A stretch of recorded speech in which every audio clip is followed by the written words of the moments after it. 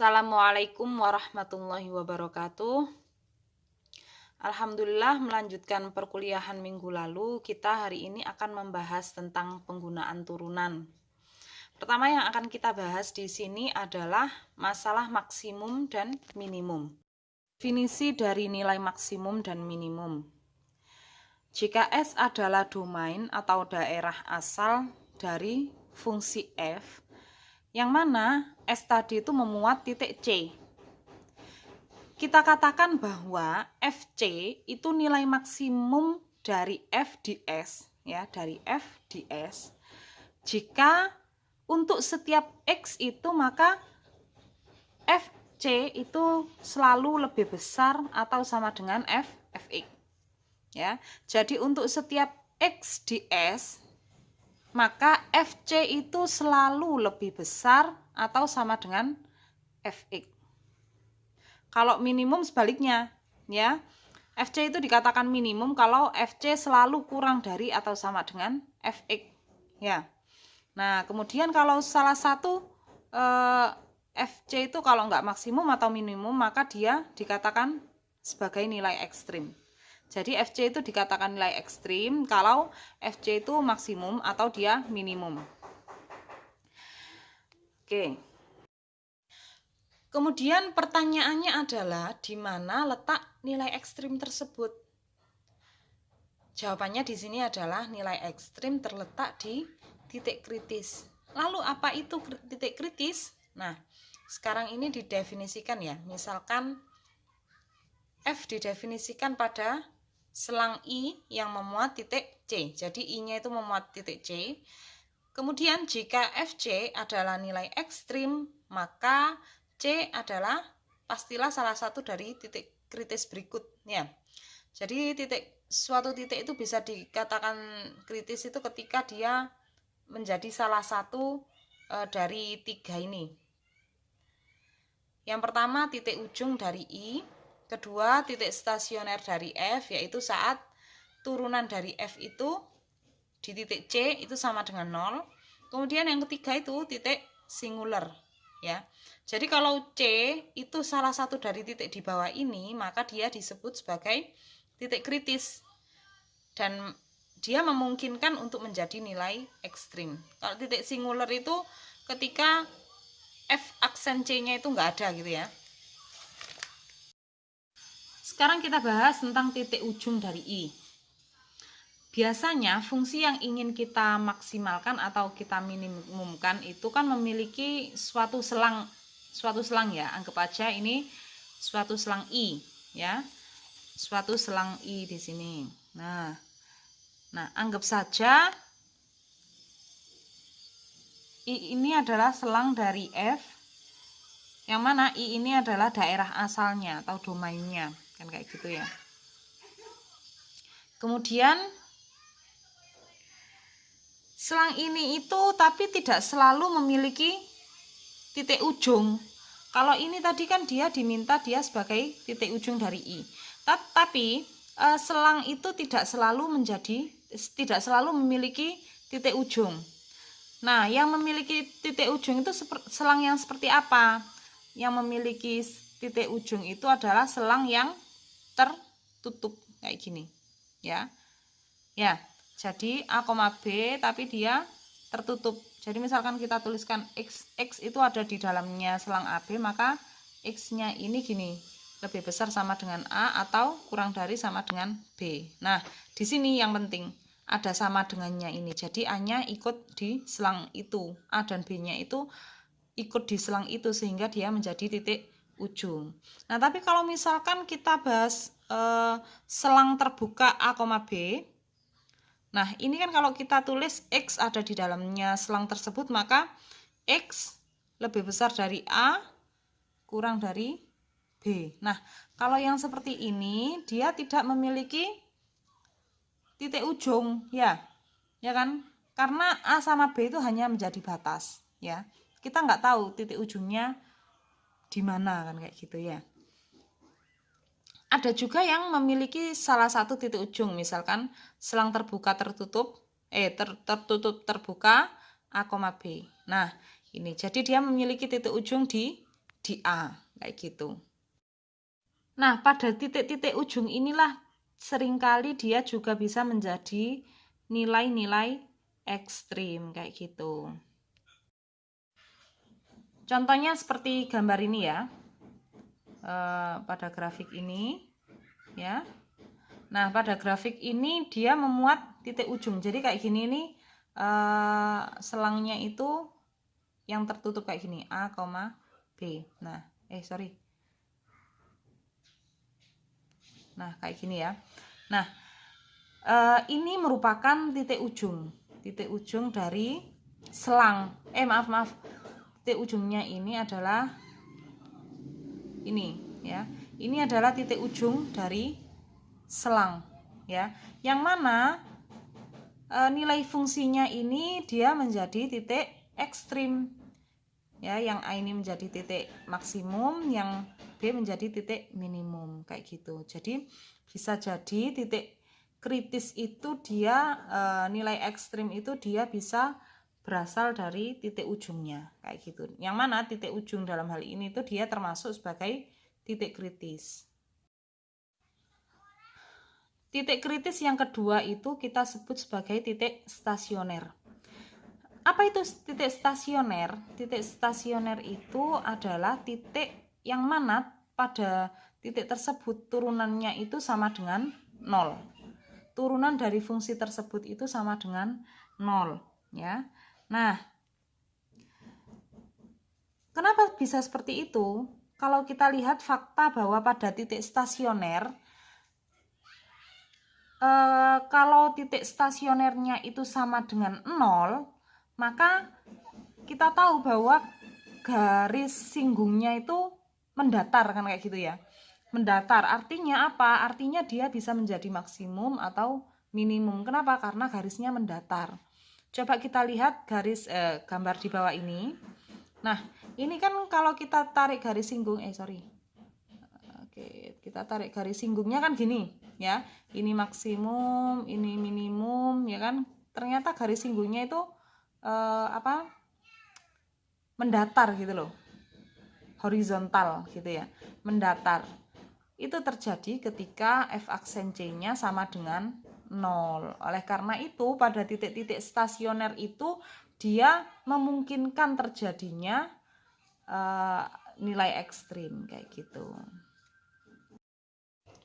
Kemudian yang terakhir, nilai ekstrim itu juga bisa terjadi di titik singular ya. Titik kritis yang ketiga itu titik singular ya, dari F. Apa itu titik singular? Itu adalah ketika F aksennya tidak ada. Jadi turunan fungsi di titik C itu enggak ada ya.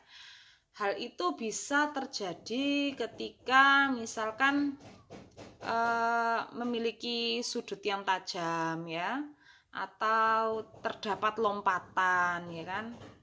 Kemudian ketika garis singgung kayak yang ini tadi kan ada lompatan ya, kayak gambar yang ini kan ada lompatan ya kan, sehingga kalau terjadi lompatan seperti ini maka limit kanan kirinya itu berbeda, sehingga nggak ada turunannya kayak gitu. Atau di daerah yang memiliki kayak goyangan kayak gini ya, naik turun yang banyak kayak gitu ya.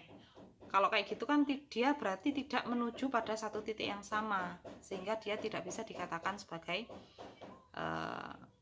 titik yang kontinu kayak gitu ya.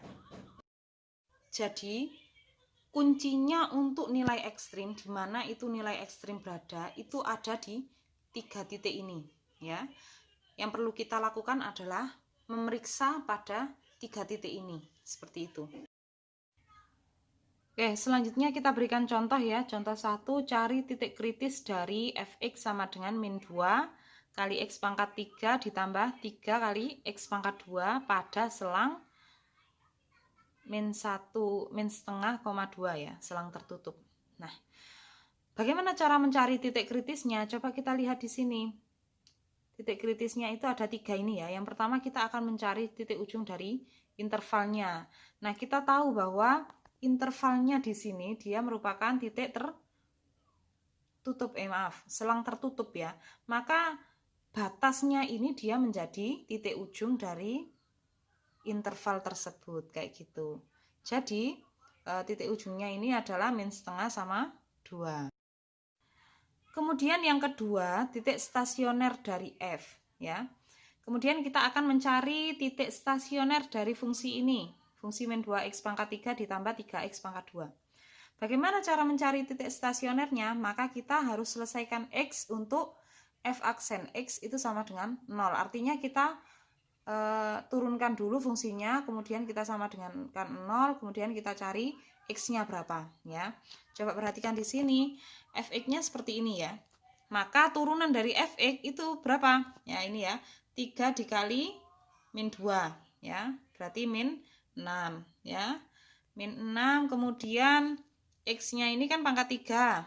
X-nya pangkat 3 berkurang 1 menjadi 2. Jadi min 6x pangkat 2. Kemudian untuk yang ini 3x pangkat 2. Maka 2 kali 3 sama dengan 6. Kemudian x di sini pangkatnya berkurang 1 jadi x, berarti 6x ya. Nah, di sini min 6x pangkat 2 ditambah 6x. Ini kalau kita faktorkan kan berarti gini, x-nya bisa keluar ya. Min 6-nya bisa keluar. Maaf. Min 6 sama x 6 aja lah. 6x-nya bisa keluar, kemudian ini jadi min x tambah 1 ya. Ini sama dengan 0 ya. Maka ini 0 atau ini 0 kan kayak gitu ya. Kalau 6x ini sama dengan 0, maka x-nya sama dengan 0 ya. Tetapi kalau ini yang 0, berarti min x plus 1 ini sama dengan 0, maka x-nya sama dengan 1 ya. Ya kan? Ini pindah ke sini kan? Ya, jadi x sama dengan 1. Jadi di sini titik stasionernya ada 2, yaitu untuk x sama dengan 0 dan x sama dengan 1. Oke, dalam hal ini titik singulernya nggak ada ya, sehingga titik-titik kritisnya itu berapa tadi? Ini ya. Oke. Ini, kemudian ini min setengah 2, kemudian berapa ini? 0 sama 1 ya, kalau kita susun menjadi ini min setengah 0, 1, 2. Jadi itu adalah titik kritisnya. Nah, sekarang kita sudah punya titik-titik kritisnya ya, di mana titik kritis tersebut terjadi ya. Nah, sekarang pertanyaannya itu, lalu bagaimana nilai ekstrimnya kan kayak gitu. Ini kan masih titik-titik kritisnya ya. Bagaimana cara kita mencari nilai maksimum dan minimumnya ya? Kita ingat bahwa nilai maksimum dan minimum tadi itu kan adalah nilai kritis ya. Jadi nilai kritis, nilai ekstrim ya. Jadi nilai ekstrim itu ketika dia maksimum atau dia minimum. Nah, dalam hal ini kita masih punya titik-titik kritisnya aja ya. Jadi kemungkinan di mana terjadinya nilai ekstrim. Nah, bagaimana langkahnya? Nah, sekarang kita lihat langkah-langkah berikut. Yang pertama, cari titik kritis. Nah, titik kritis sudah kita temukan ini ya. Kemudian hitung nilai f pada setiap titik ya. Kita hitung nilai f pada setiap titik. Jadi ini kita masukkan lagi ke fungsinya ya. Nanti kan ketemu nilai-nilai dari setiap titik kritis ini ya. Nilai-nilai fungsi dari setiap titik ini, titik kritisnya ini. Nanti yang terbesar itu kita sebut dia sebagai nilai maksimum, dan yang paling rendah dia minimum ya, titik nilai minimum gitu ya. Contoh kedua, kita akan mencari nilai maksimum dari soal pada contoh pertama ya. Kita kan tadi sudah nemu titik-titik kritisnya ya. Titik kritisnya tadi berapa? Min setengah, 0, 1, sama 2 ya kan. Kemudian semua titik ini kita masukkan lagi ke fungsinya. Kita mencari nilai fungsi untuk titik kritis ini ya. Fungsinya tadi berapa? Fx-nya tadi itu kan gini ya. Fx sama dengan min 2 min 2x pangkat 3 ya, ditambah 3x pangkat 2. Kan seperti ini ya. Jadi kita masukkan ke sini semua ya. Oke, yang pertama min setengah. Min setengah ini x-nya ini kita ganti dengan min setengah. Ini kita ganti dengan min setengah ya. Nah, jadi di sini jadi min setengah, ini min setengah. Ketika dihitung nanti hasilnya adalah 1 ya. Sama juga untuk yang 0, ini kita masukkan 0, ini 0 ya, jadikan kayak gini ya kan. Nah, ini jadi 0 semua. Yang 1 juga sama. 1 ini kita masukkan ke sini, kita masukkan ke sini, jadi ini ya. Hasilnya nanti juga 1.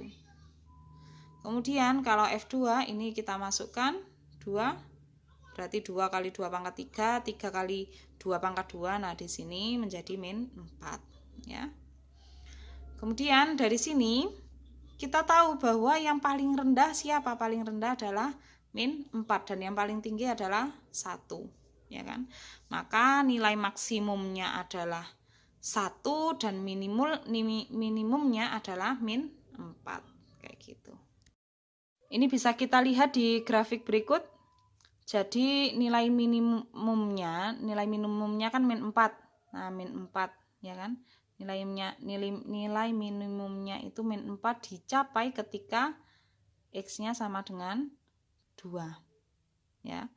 Kemudian untuk maksimalnya tadi kan 1, ya kan? Di sini dan di sini kan. Ya. Maksimalnya itu dicapai ketika ini x sama dengan min setengah sama dengan 1. Dan ketika 1 gitu maksud saya. Kita lanjutkan contoh ketiga. Kotak persegi panjang dibuat dari selembar papan ya. Nah, kita menginginkan dan papan tersebut, papan tadi itu panjangnya 24 dan lebarnya 9 ya.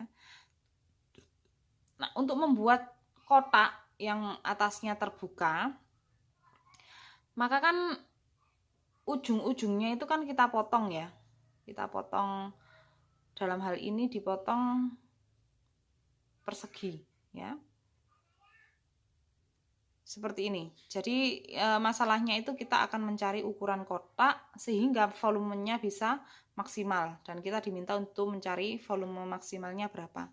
Jadi gambar yang diminta itu kayak gini ya. Oke. Ini gambar papannya. Papannya ukuran 24 sama 9 ya. Nah, ini kita diminta memotong bagian biru ini ya, sehingga nanti kalau dilipat dan diarahkan ke atas, dilipat ke atas itu hasilnya kan bisa seperti ini ya. Jadi tingginya X ya. Nah, di sini kan kalau kita asumsikan bahwa ini yang dipotong ini adalah persegi dengan ukuran X ya. Persegi dengan ukuran X. Sehingga kalau dilipat ini kan berarti panjang kotaknya itu menjadi 24 dikurangi 2x. Dari mana 2x? Ini kan ada x di sini sama x di sini ya. Nih maksud saya ini. Ini x-nya yang ini sama x-nya yang ini. Begitu pula untuk lebar dari kotaknya yang ini dia menjadi apa? 9 dikurangi 2x ya kan? X yang ada di sini dan x yang ada di sini. Sehingga tingginya berapa? Tingginya ya X ini ya, kayak gitu. Dalam hal ini ketika kita misalkan sisi persegi yang dipotong itu X ya kan. Tadi kan kita misalkan X ya di sini. Nah, di sini kan jadi X ya. Maka volume yang dihasilkan untuk dengan memotong X tadi itu yang dihasilkan berapa? Kalau volume itu kan berarti panjang kali lebar kali tinggi ya, berarti berarti X tinggi ya dikali 9 dikurangi 2x dikali 24 dikurangi 2x. Dalam hal ini volume itu kan pasti memiliki tinggi ya, pasti memiliki tinggi. Artinya apa? X-nya itu nggak boleh 0 ya kan. Kalau X-nya 0 maka nggak ada tingginya kan, nggak ada volumenya, hanya memiliki luas aja kan. Kalau volume kan 3 dimensi ya, ada panjang, lebar, tinggi. Dalam hal ini tingginya nggak boleh 0. Kalau 0 jadi luas aja kan. Nah, X-nya karena tidak boleh 0, kemudian dia juga tidak boleh lebih besar dari 45. Dari mana dia kok tidak boleh? Dari mana kok bisa tidak boleh lebih besar dari 45? Ya. Coba perhatikan di sini. Ini ya. Oke. Ini kan 9, ya kan? Nah, ketika dia udah dikurangi dengan X kanan kirinya menjadi 9 dikurangi 2X, ya. Ini kan juga nggak boleh kurang dari 0, ya kan? Jadi 9 min 2X ini dia juga tidak harus lebih besar dari 0. Dia harus lebih besar dari 0. Artinya 9 ini harus lebih besar dari 2X, ya. Sehingga X-nya itu harus lebih kecil dari 4,5, ya. Kan kalau lebih dari 4,5 misalkan 5, 9 dikurangi 2 kali X berarti dikurangi 10. 9 dikurangi 10 min 1 kan nggak mungkin lebar itu menjadi negatif kayak gitu. Ya, oke ya. Ini sebenarnya sama juga untuk 24 min 2X. Nah, berarti kan kalau dalam hal ini X-nya itu harus lebih kecil dari 12. Nah, ini kan sebenarnya sudah tercover di sini bahwa X-nya harus kurang dari 4,5, pasti dia lebih dari 12. Maksudnya itu sudah tercover di 4,5 ini, ya. Kayak gitu. Harus lebih kecil dari 4,5 kan pasti dia lebih kecil. Pasti X itu juga pasti lebih kecil dari 12 kayak gitu maksud saya. Jadi, masalah kita itu adalah bagaimana agar V itu maksimum, ya. V-nya itu kan kita kan mencari volume maksimum. Jadi V-nya itu bagaimana caranya agar V itu maksimum di rentang ini 0,4,5, ya. 0 ini karena alasannya ini dan 4,5 itu alasannya yang tadi lebarnya itu ya.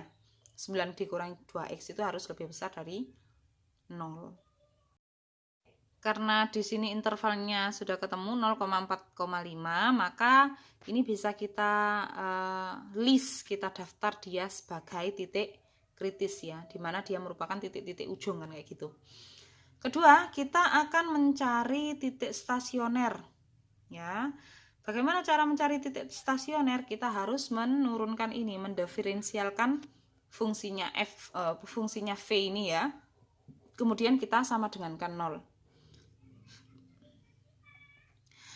Coba lihat di sini V-nya itu kan 216X dikurangi 66X pangkat 2 ditambah 4X pangkat 3. Nah, sehingga kita turunkan ini. V-nya kita turunkan terhadap X ya.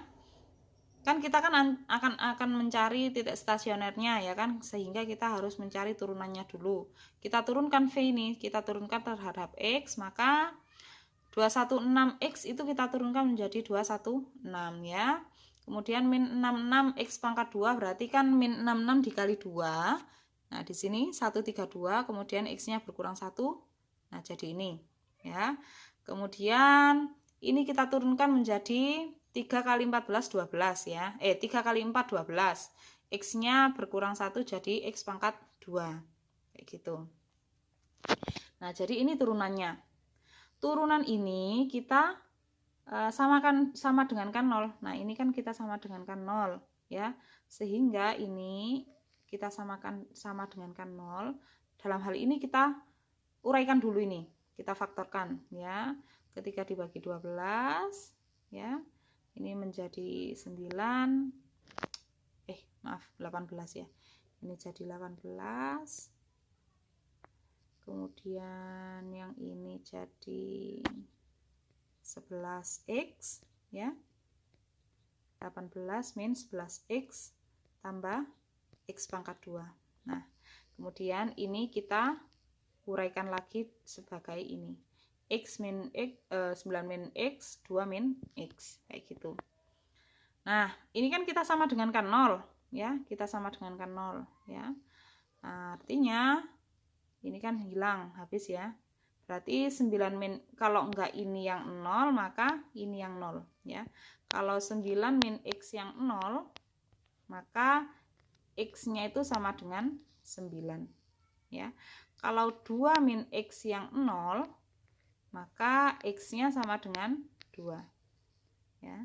Jadi di sini ada X sama dengan 9 sama X sama dengan 2. Nah, sehingga titik kritisnya bertambah.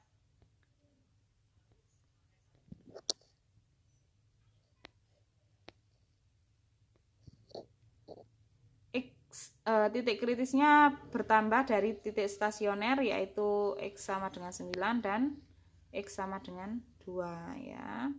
Nah, tadi kan oh iya, dalam hal ini 9 ini tidak pada selang 0,4,5 ya kan. Kenapa? Karena selangnya kan 0,0 sampai 4,5. Kalau X-nya ada yang 9, maka di sini nggak mungkin. Kalau X-nya 9 kan di sini nggak mungkin juga toh. 9 dikurangi 18 min 9. Min berapa? Iya. Min 9 ya. Jadi kan nggak mungkin kalau X-nya itu 9, karena nanti jadi negatif kayak gitu. Sehingga di sini X-nya yang diambil dari titik stasioner itu hanya 2. Sehingga kesimpulannya itu X-nya itu kalau enggak titik-titik kritisnya itu adalah 0, 4,5 ini yang dari titik ujung dan 2 ini yang dari titik stasioner. Selanjutnya, karena kita diminta untuk juga mencari volume maksimalnya, sekarang kita masukkan dulu titik-titik kritisnya ini 0, 2, dan 4,5 ini ke fungsi volumenya tadi ya. Fungsi volumenya tadi kan berarti berapa? 200 berapa tadi ya? 216 X dikurangi 66 X pangkat 2 ditambah 4 X pangkat 3. Ini sama dengan 0. Kita masukkan ke sini ya. Nah, sehingga ini X-nya kita ganti ya, seperti substitusi fungsi seperti biasanya aja, mencari nilai fungsi dari beberapa titik kayak gitu ya.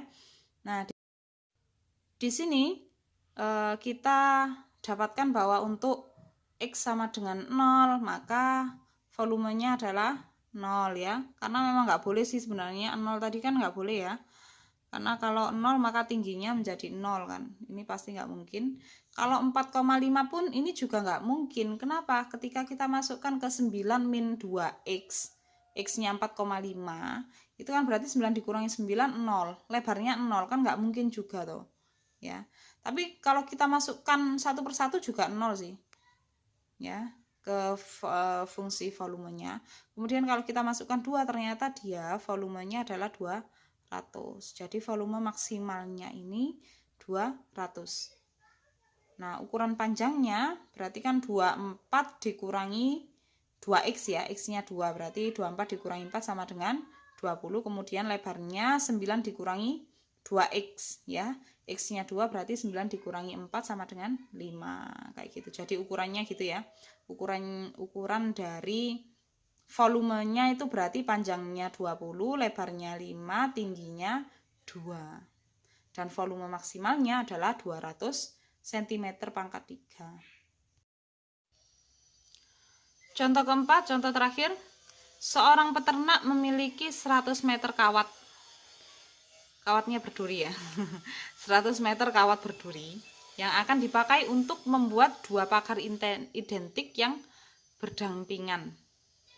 Berapa ukuran seluruh keliling agar luasnya maksimal? Kita lihat dulu gambar pagarnya itu kayak gini.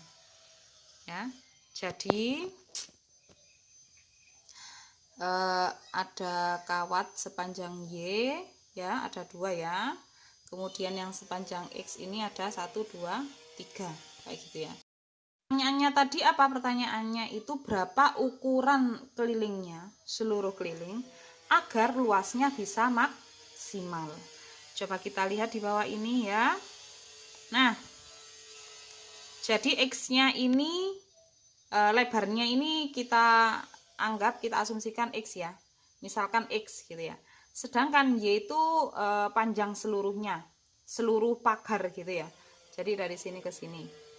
Kemudian kawatnya tadi itu yang tersedia kan hanya 100, ya kan? Hanya 100, maka ini X-nya ada 3, 1, 2, 3. Kemudian Y-nya ada 2. Maka 3X ditambah 2Y ini harus sama dengan 10 ya.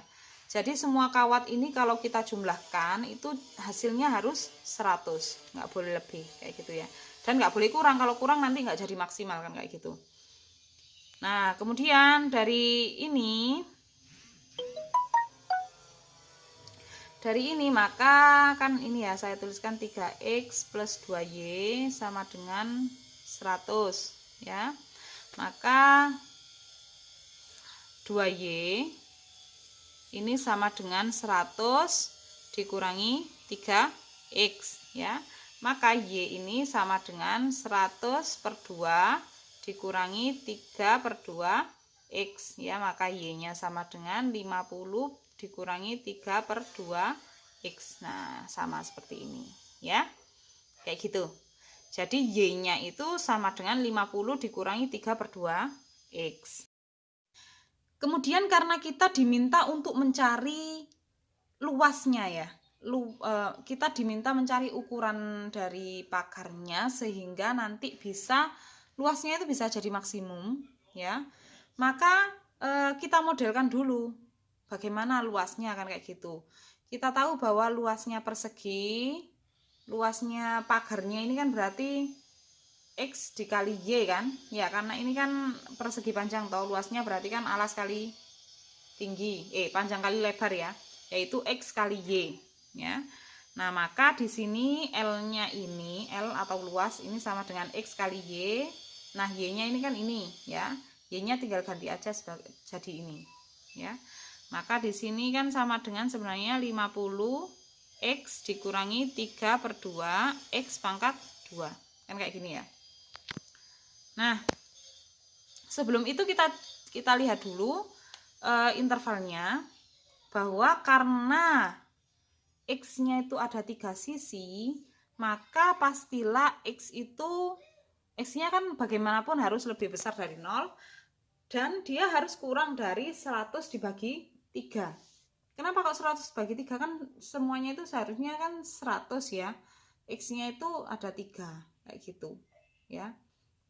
Sehingga intervalnya itu menjadi interval tertutup 0 sampai 100 per 3 kayak gitu.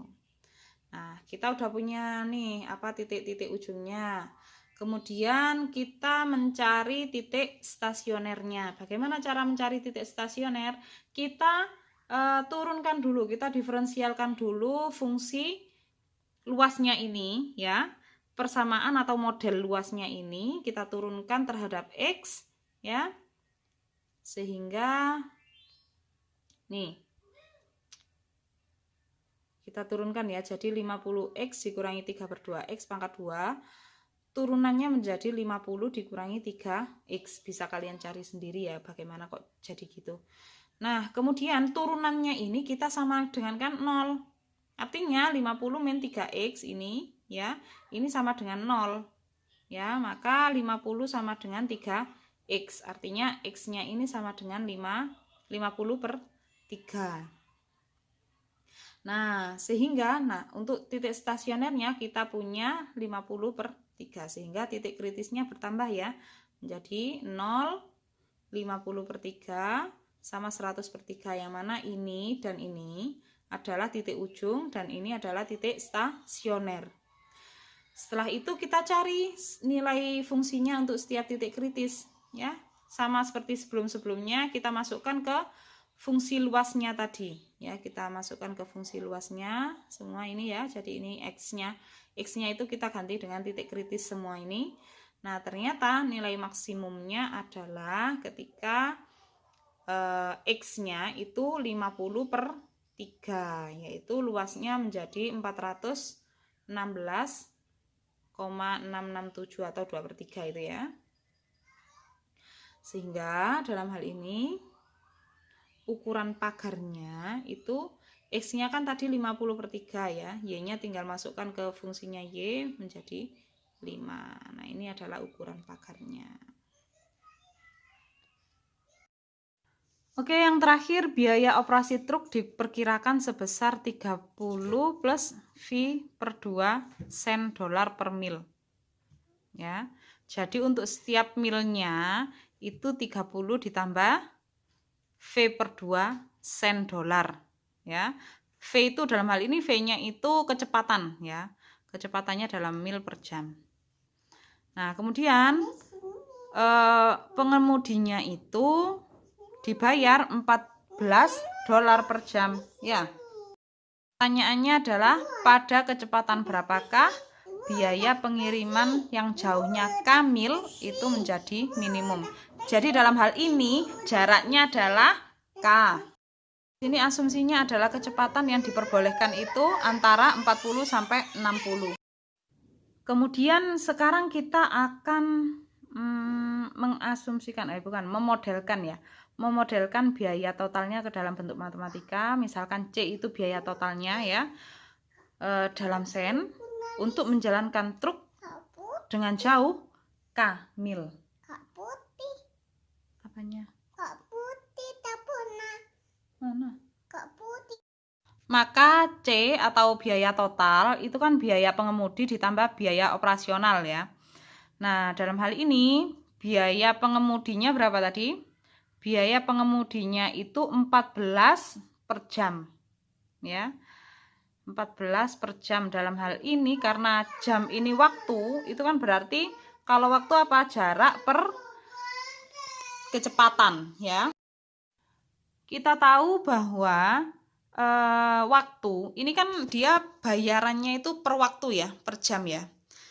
Kita tahu bahwa waktu itu kan jarak per kecepatan, ya kan? Maka di sini kita bagi jarak per kecepatan dikali 1400. 1400 ini kan awalnya kan 14 dolar, ya, tapi kan ini kita dalam sen dolar, maka dikali 100, ya. Nah, jadi 1400 kayak gitu.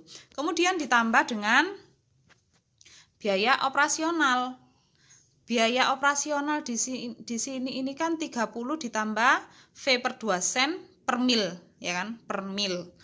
Karena di sini sejauh K mil, maka tinggal K dikali 30 ditambah V per 2, ya. Nah, sehingga ini sama dengan 1400 kali K kali V pangkat setengah, pangkat min 1, ya.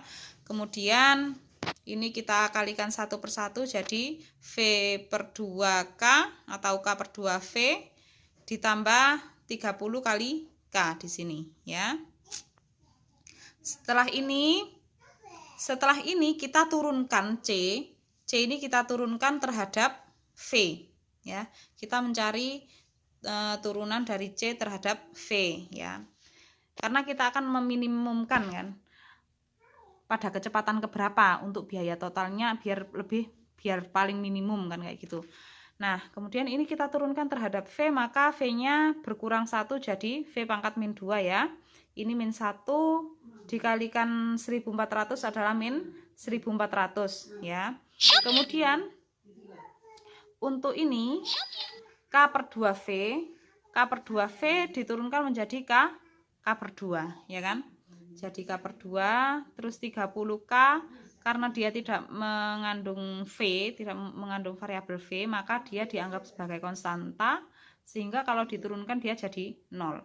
Jadi turunannya adalah ini, kayak gitu, ya. Kemudian untuk mencari titik kritis, titik stasionernya, kita sama dengankan 0. Turunan yang kita punya ini kita sama dengankan 0, ya. Maka DC per DV ini sama dengan 0. Nah, artinya ini sama dengan 0, ya.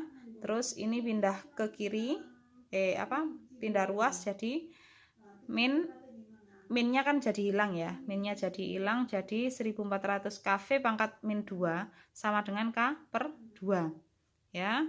Kemudian di sini karena sama-sama di sini ada K, kita coret, maka V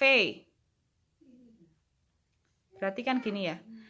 Berarti ini kalau saya pindah ke sini jadi 2800 ya. Kalau V ini V pangkat min 2 itu kan sebenarnya 1 per V pangkat 2. Kalau kita pindah ke kanan dia menjadi V pangkat 2. Jadi V pangkat 2-nya itu menjadi 2800. Maka V-nya ini akar dari 2800 atau setara dengan 53. Nah, jadi kecepatan yang optimalnya itu adalah 53 mil per jam kayak gitu. Oke, sekian untuk pembahasan penggunaan turunan bagian pertama, yaitu tentang masalah maksimum dan minimum. Kita jumpa lagi di video berikutnya. Saya akhiri, sekian, terima kasih. Assalamualaikum warahmatullahi wabarakatuh.